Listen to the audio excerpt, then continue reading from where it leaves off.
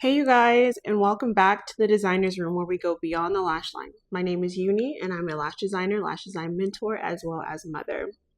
I'm sorry you guys, last 2 weeks have kind of been difficult. My daughter and I weren't feeling the best. I think it was just a common cold, so I wasn't really feeling it. She wasn't feeling it, and if you're a mom, you know all of your attention and all of your time really goes into your little one when they're not feeling the best. I can say that I was down and out a lot longer than she was. She literally coughed for a day, possibly took like an extra nap within the day, and then she was completely fine the next day. I was feeling like I was dying for a good week long. So just needed some time to recover, but I am excited for this mini series. This is going to be a 3-part series. I really want to go into detail about what it means to become a lash designer. Whether you're a beginner, intermediate, or advanced, these episodes can definitely benefit you. Brief little check-in beyond me being sick. As you know, Unique by Poised is the latest sister brand of Poised, and I've been putting my heart and soul there. I don't know who needs to also hear this, but even those who've been in business for a very long time, when you are starting something new, it can be extremely scary. Unique by Poised is a idea that I came up with as an extension of Poised, and I'm putting my heart and soul into it, just praying that it's just as successful, if not more successful than Poised. So that's where I've been kind of mentally wrecking my brain because I'm literally absolutely everything. I'm literally everything from packaging to graphics, business cards, customer service, HR, all of that. I am absolutely everything for now 2 brands. So it can be quite overwhelming on top of managing my lash designers as well as my space here in Los Angeles. It can be a lot. So I've really been struggling a little bit mentally, trying to hold absolutely everything together and be a mom and grow in my faith because I am a devoted child of God. So going to church, doing my Bible studies, showing up, building my character like Jesus, it's a lot for anyone to manage and handle, but that's a little bit beyond the lash line. Let me know in the comments, do you guys ever struggle with managing it all, especially when you are a single mother or you are a business owner just without a team? You're always reflecting on where you want to be and where you're currently at. I think that part right there frustrates me because I know where I want to be and I know where I'm currently at, and not saying it does not look like that, because who am I to say what success really is when I serve a God who's much greater than whatever my plan is. I feel like that's been the theme the last few weeks, being here in the designer's room, me being transparent with you guys, sitting with uncomfortable feelings that are new, feelings that are unfamiliar, doing something new, transitioning, and mustering up the strength to even show up in this space mentally takes a lot too. That's where I'm at. Let's get into the mini-series, Becoming a Lash Designer. Over the next 3 episodes, we will be breaking down what it really means to become a lash designer. This is taking you from lash technician to lash designer or beginner to lash designer. So you can see if you are really ready for that transformation. This is actually a sneak peek into DLDU. But what I'll be dropping in these episodes are specific gems that are not in DLDU. So you have a little, extra razzle dazzle in your pursuit of becoming a lash designer. And hopefully it inspires you to do a little bit more digger deeping and apply these actionable gems to your business. DLDU is structured like an 8-week program you're supposed to complete each week at a time. So you're not bouncing from week to week to week, because honestly, structure is absolutely everything when you are trying to stand out in this industry. We're going to be breaking down each week, and I'm going to be giving you little gems in each week that may not be included in DLDU, but you'll have such a clear idea of how to become a lash designer. Let's start with week 1, the mindset shift. I think the one thing that people don't expect when running a luxury business is the fact that most of the transformation happens within yourself first. And that is the most important part. My number 1 gem would be the true difference between a lash technician and a lash designer. Just simply put, technician, copy, repeat, finish the service. A designer, analyze, customize, elevate, artistry. I've actually went more into detail about the difference between the two. The moment you start to see every client through this lens and you filter out just copying and pasting, when you catch yourself just copying and pasting from what you see on Instagram, Pinterest, wherever it is, that is the moment you are operating as a lash technician. This gym for you is every time you have a client, remember that your goal is analyze, customize, elevate. Analyze, customize, elevate. Let these three words be the cornerstone of every single aspect of your business, whether that's with a client, the way your website is structured, or the way your social media is structured.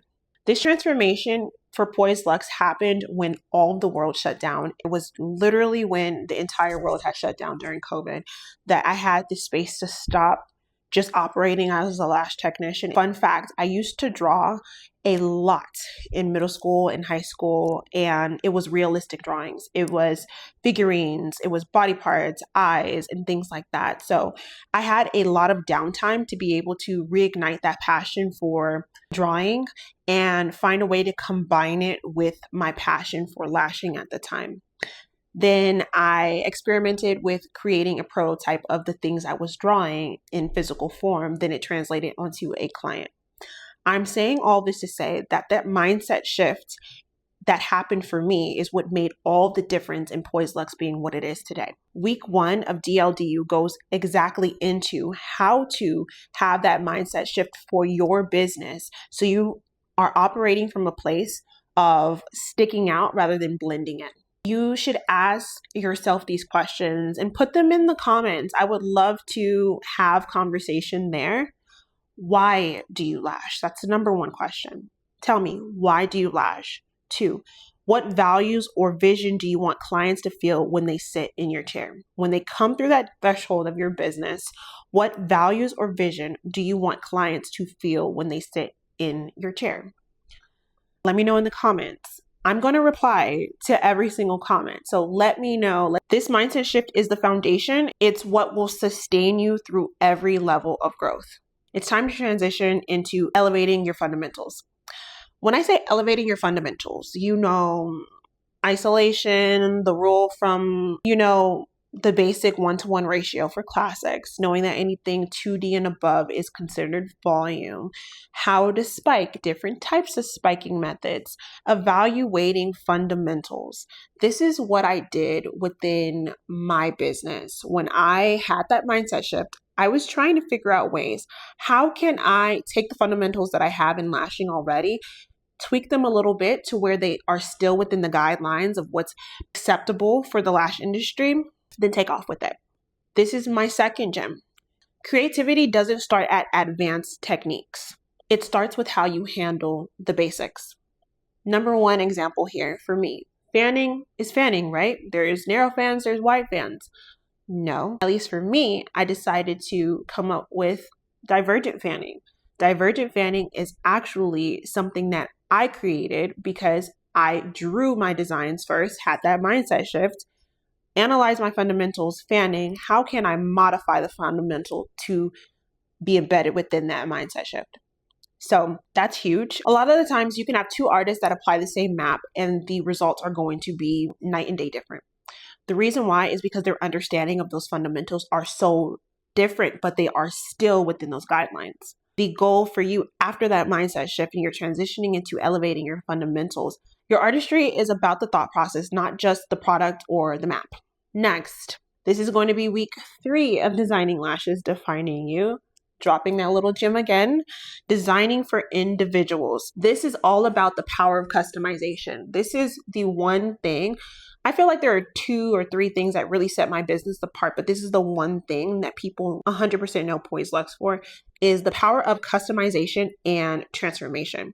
Right now, with so many people being in the lash industry, it is really hard to stand out when you're just applying lashes. I think customization is such a unique way to go about lashing, because even though so many people claim to be lash designers now and they customize, and a lot of the times when I see, for instance, the before of someone else's page and then the after, I admire it because the way that they lash, the way that they customize is really shown, but the way I would have went about it is completely different. What this does is open up another niche for you. And when I say that, I mean that people can go to now lash artists for customization, but do they customize your way? I love to use a dry cleaning example. There are so many dry cleaners locally. If you don't know, a dry cleaner is where you go and have things altered. A lot of the times you can have your clothes tailored. I have a solid 3 tailors that I know, but one of them do things a little bit better in this way than the other. And then another one does their thing. And then the third one does their thing. So just because everyone's now claiming to know how to tailor sets to that person, just know that the lens in which you see your client, a lot of the times another lash artist will not be able to do that. The way I see my client is a lot different than the next person who claims to be a lash designer. My execution is then going to be different. I want you to reflect on these questions. Do your clients look like themselves, only enhanced, or do they walk out all looking the same? For me, the goal is always to make my client look like an elevated version of themselves. So a enhancement, but tweak it a little unique enhancement to it. Week 3 of DLDU, this week that we're discussing, is a lot of the times when people have their light bulb moment. Next, we have why specialty techniques matter. I'm going to touch on this just a little bit because this is going to be in part 2 of the 3-part series. Specialty techniques bridge the gap between being a skilled lash artist and transitioning into a true, or stepping into what it means to be a true lash designer. Specialty techniques is literally, if you want to go from point A to point B, specialty techniques is the boat to get you there. It is such a huge part of DLDU, such a huge part of the 8-week transformation. Without specialization, you blend in, but with it, you build legacy. And the goal is to build legacy with your brand, and then legacy breeds loyalty. We're going to put a pin in it right here for this series, and I'll see you guys in part 2 for the rest of it. Let's discuss what we covered in this episode. Your mindset shift. Week 1, changing the way you see every aspect of your business, not just your clients, the way that you run your business, your websites, your social media, all of that. 2, elevating your fundamentals with intention. Whatever comes from your mindset shift will inspire elevating your fundamentals. Then 3, designing for individuality. Becoming a lash designer who can see a client as an opportunity to make her look like an elevated version of herself, and really stepping into customization. I really would like to know which one of these gems or topics or anything that I talked about really resonated with you. Let me know in the comments. What is DLDU? Designing Lashes Defining You is an 8-week program that shows you how and inspires you to transition from a lash technician to a lash designer. Not just the skills, because that's important too in a huge part of it, but also the business, your mindset shifts, as well as self-promotion, all the things that goes into building a business that is going to last. DLDU is my bread and butter. It's what I've spent so much time on developing to really inspire change in lash artists. Not just a quick, here's a mapping transformation, but inspire creativity to really take you to the next level. Investing in your lash career is about believing in yourself. This is what's going to make you irreplaceable. The more you invest in your craft and your skills, the more it's going to pay off tenfold. I love DLDU because you do not have to pay everything up front. I understand as a new beginner lash artist, maybe you don't have the most clients. It can be really difficult trying to invest 100% upfront. And that's not a requirement here. We have so many different flexible options as far as financing goes. I'm going to put them in the description. Some honorable mentions. You are able to pay bi-weekly, weekly, monthly, over the span of 12 months, over the span of 18 months. We have in-house financing, Klarna, Affirm, you name it. Every single financial option you can think of, we have. So whatever your situation is, whatever works best for you, I never want finances to get in the way of pursuing an actual transformation in your business. I feel like that was the biggest thing for me.